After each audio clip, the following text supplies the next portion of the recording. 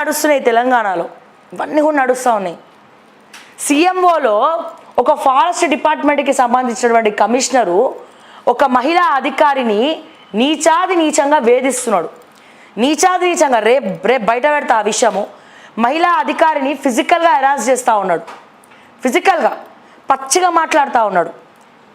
అంటే తెలంగాణ గవర్నమెంట్ సెక్రటరియేట్లోనే ఆ లేడీ ఆఫీసర్లకు సెక్యూరిటీ లేకపోతే ఇంకెవరికి ఇస్తావయ్యా నువ్వు సెక్యూరిటీ? నీ సీఎంఓలో తెలంగాణ సెక్రటేరియట్లో ఒక లేడీ ఐఎఫ్ఎస్ ఆఫీసర్కు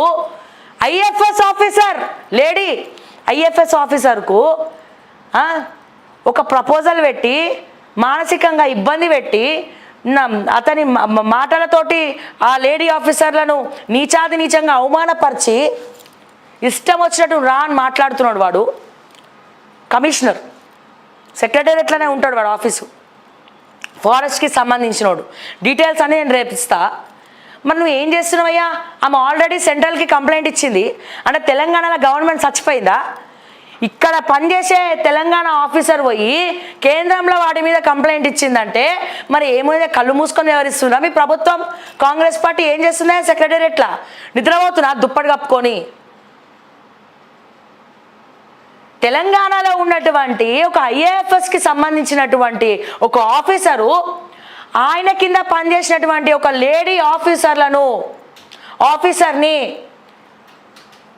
ఫిజికల్గా హెరాస్ చేస్తూ మాటలతో చిత్రహింసలు పెడుతూ ఒక లేడీ అని చూడకుండా, మరి ఇంట్లో భార్య లేదేమో ఆయనకు పాపం వెతుక్కుంటున్నట్టున్నాడు బయట కొత్త గాలి కావాలని చెప్పి. సో బెదిరిస్తుంటే నీకు సెక్రటేరియట్లో కంప్లైంట్ ఇస్తే నువ్వేం పట్టించుకోవేందయ్యా రేవంత్ రెడ్డి గారు? ఆమె పోయి సెంట్రల్లో అంటే ఇక్కడ ఎవరు దిక్కుమొక్కు లేరా సెక్రటేరియట్లో?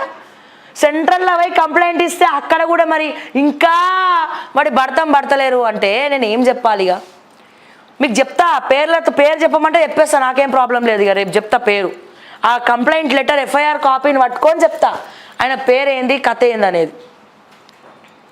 గిది ప్రస్తుతం తెలంగాణ నడుస్తున్నది.